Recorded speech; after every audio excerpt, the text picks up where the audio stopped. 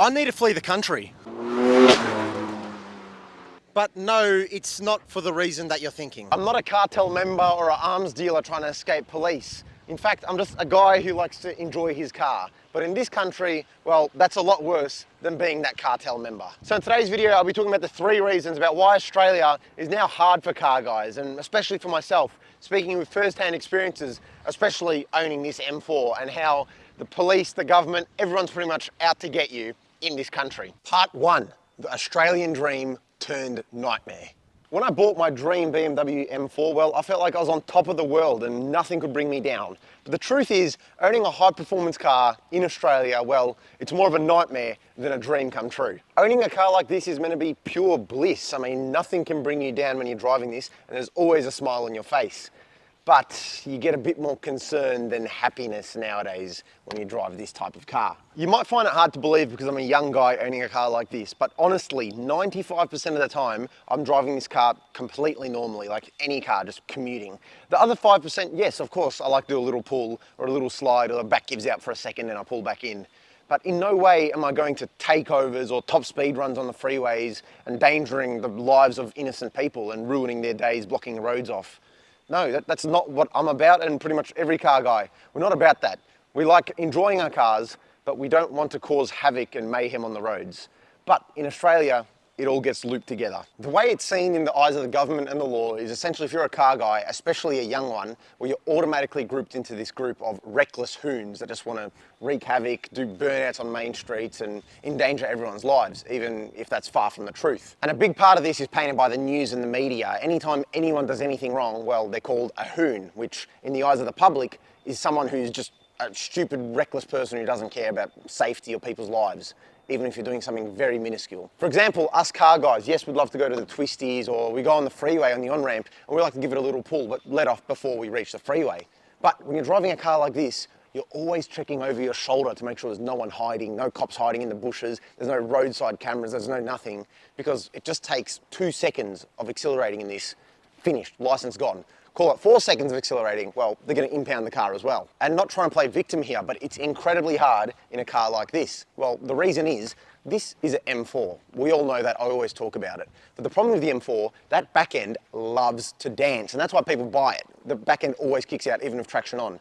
Even if you don't mean to, in the rain, for example, with traction on, and you accelerate, let's say 50%, not foot down, 50%, and the rear tires spin for a second and traction catch it, well, if you do that in front of a cop or a camera or anything like that, well, you're a hoon, that's it. You're going to get your car impounded and lose your license for 3 to 6 months because you did a burnout. Even if it was unintentional, I know people who've had their car impounded because their tyres slipped in the wet. So that means even if I'm trying to drive this car completely normal and give it a little bit of fun, just a little acceleration just before you get home or anything like that, and the tyres chirp or they do a little squeak because they spin, even though traction kicks in and you're not trying to do it, doesn't matter. If a cop sees or hears that, over, the car's on the tow truck. So it makes it hard to enjoy any type of rear-wheel drive car. But the challenges don't stop there. Actually, they're just starting up. The thing is, in Australia, I'm a thing called a P-plater. And in my state of Victoria, which is one of the strictest, let me explain why that's a bit hard to live with. For reference, you start on your L plates from 16 to 18, and you can drive whatever car you want, but you need to have a full licensed passenger with you.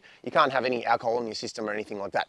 Fair enough, you're learning for those 2 years. It's a learner's permit. Then, once you turn 18, you can go for your red P plates, your probationary license. So it's a license, but it's limited. So you're on your red Ps for 1 year, and then after that, you go onto your green Ps for another 2 years. So in the end of it, you finally get your license at 22. Now, I recently turned 21, so I'm still a P-plater, and I have to display them in the car, as you see in the videos. But you'll always see in the comments people saying, how do I drive this car on my P-plates? Well, the reason is, on your P-plates, you're restricted to a certain amount of cars you can drive in regards to power to weight. The ratio we use here in Victoria, which is I think the second strictest in the country behind New South Wales, is 130 kilowatts per tonne. Now this car, well, it's almost double that, with the M4 making 212 kilowatts per tonne. So it's not technically P legal. I can't be driving this car while on my P plates. But the thing is, there are exemptions to this. It's not just a flat line law. There's many ways you can get around it. And I always get people commenting, how do I do it? Well, the way I do it is completely legal. I've got a letter from a lawyer. I've got everything approved. In no way am I doing this illegally. Every time I drive this car, I feel like I'm walking on eggshells. I feel like anything I do, they're going to get me, fine me, impound the car, everything. happening, because I've seen it happen to other people, even though they're doing everything completely legal. And I know I'm going to get people commenting, well, they've got the right to pull you over, it's not illegal. I understand that, but they've actually got a database, so once they pull me over the first time, they can see I legally drive the car. It's for a legal reason.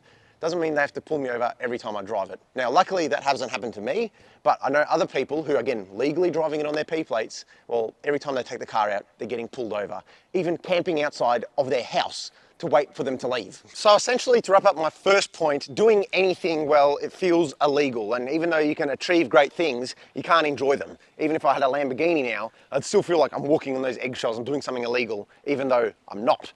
And they're always watching you. Just know that. The cameras, the cops, they've always got an eye out for you, in person, on social media, everywhere. So no matter what you do, you've always got to be worried that they're trying to get you. Reason number 2, the legal minefield. Of course, Section 2 is quite heavily based off Section 1, but this goes a bit more in depth on the laws and how severe they are for us car enthusiasts. And the main reason is these police officers, and especially highway patrol and stuff like that, well, they'll target you even though you've upkept your car immaculately. You can spend tens of thousands of dollars on putting the best parts on these cars, the best tires, the best brakes, best everything, and they'll still target you to take your car off the road, opposed to ones with broken mirrors or cracked windshields or bald tires. And as weird as it seems, the more money you spend upkeeping and making your car better, the more of a target you are for the police. And that's the first part of this section, the modification laws. Before I start, I do agree, some mods are not fit for road use. If you have a huge turbo sticking out of here shooting 5-meter flames, I can understand why that might be a bit of a hazard. But let me explain some of these which make you question, is it really for safety or is it more for giving out fines and making revenue from these car enthusiasts? I won't answer for you. I want you to use your brain and your common sense and logic to figure it out. Let's start with ride height. If your car at the lowest point doesn't have at least 100 mil or 10 centimeters ground clearance, illegal. Put you in jail. Let's flip that around the opposite way. Obviously, it seems like they want cars higher. Let's say you raise the car. Well, if you raise it over 50 mil of the standard ride height, illegal. Right to jail. And to finish it off here at the wheels, if they're 2 inches bigger than factory, so for example, if from factory they come with 18-inch wheels and nothing higher, if you put 20 or 21-inch wheels on it, even though you calibrate it for the speed and all that, well, illegal. Right to jail. Right away. The next one, any form of open air intake, illegal. You right to jail. By the way, this is all Photoshop. It's completely stock under here, so this is legal. Is your front window tint under 35%? Well, I think you know what I'm going to say. Illegal. Believe it or not, jail. Right away. We had to move inside because, as you can see, we almost lost another camera lens. So how do they enforce this rule about modified cars? Well, there's a few ways. First one, they can just pull you over. They see you on the road. They think, hey, this guy looks like he's got a sports car, a modified car. Let's pull them over. Number 2, there's things called defect stations. So they're just randomly placed around on the roads and they'll pull over any sports car or modified car, anything like that, pull them into the station and actually have them professionally looked at to see if they've been modified.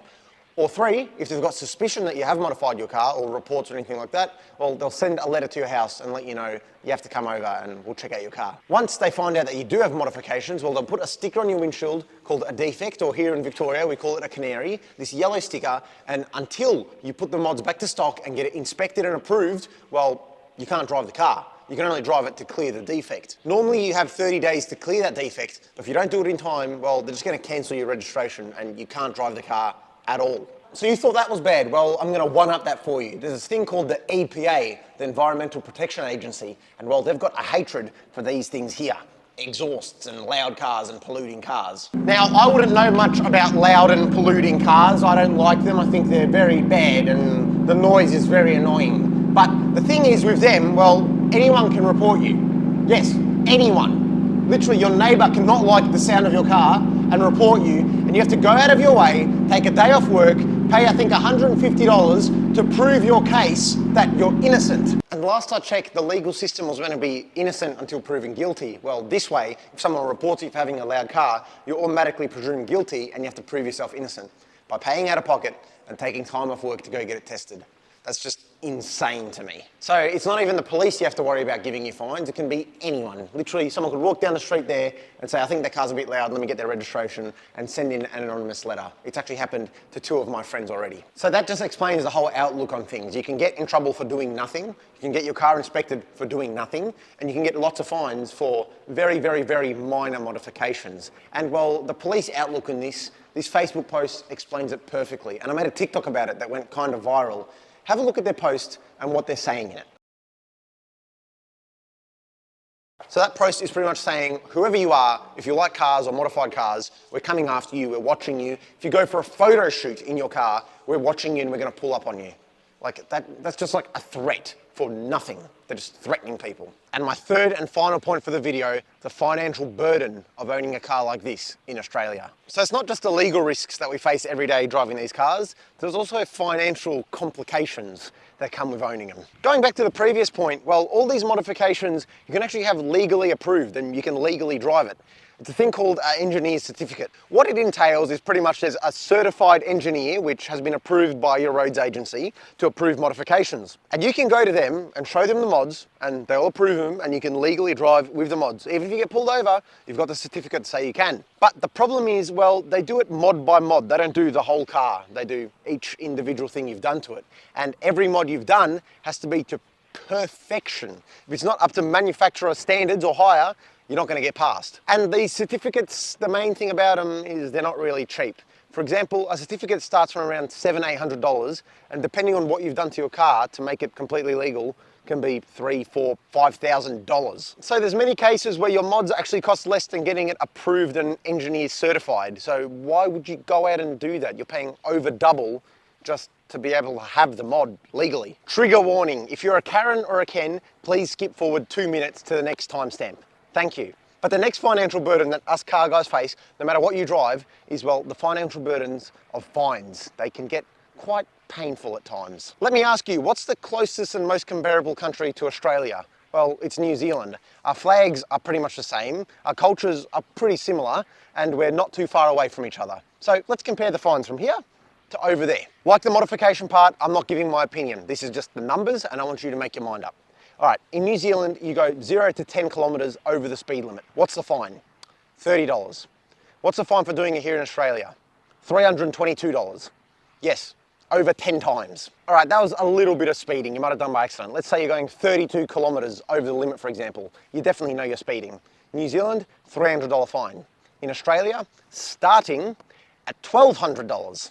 And finally, this point, I'm not defending phone usage while driving. I've ridden motorcycles. I know how dangerous it can be when people aren't looking at the road. But let's say you come to a stop at the lights and you're just putting in your navigation where you want to go. So you're just tapping it in the phone holder.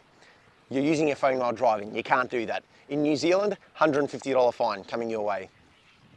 In Australia, over $1,200 fine. Claim what you want about this being about safety, because people don't want to get fined, so they're going to drive more safely. I don't think that's the case at all. I think it's more of a case of, we want your money. So being a car guy, going 10 over the limit, look, it's very possible, especially in something like this, or a Ferrari, or a Porsche.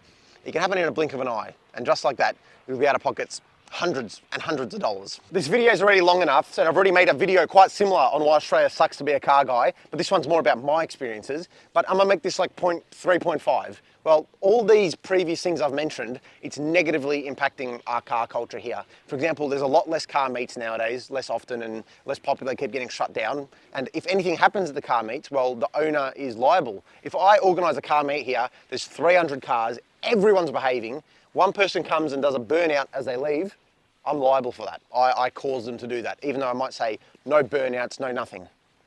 Other thing is there's a declining interest for cars in younger generations. Now, I know that is also because there's less cool cars being dropped nowadays. They're all things of the past, the 2000s and the 90s and all that. But still, when it makes it so hard to be a car guy, why would you even bother? It just makes it too challenging to enjoy it. So if you want to know a bit more about the Australia culture and why it's so hard to be a car guy, make sure you check out this video I made before about why it sucks to be a car guy down here. Vroom, vroom, vroom, here I am. Yes, my microphone disconnected for the last clip, but luckily it was just the last clip. But what I was saying here is the reality of being an enthusiast here in Australia is just increasingly difficult. Constant fear of legal trouble and financial strain. It really pushes me wanting to move to a more car-friendly country. And it's a tough decision, but for the sake of the passion and my M4 and making these videos, it feels like it might be necessary to a country like the United States or parts of Europe where they support the car culture. Let me know, do you feel the same pain that I feel in Australia? And if so, what are better countries for us car guys? Also, if you feel like you're getting picked or anything like that, just remember we're all in the same dilemma. You're not alone. We're all in this together and in the same boat. And really, the whole world is coming against us. But as long as we can stick together, that's what matters. I appreciate you guys for watching the video, another one of my videos. Thank you. Subscribe, like, comment, and I'll see you next Tuesday for the weekly upload. See you later. Vroom, vroom, vroom, vroom, vroom.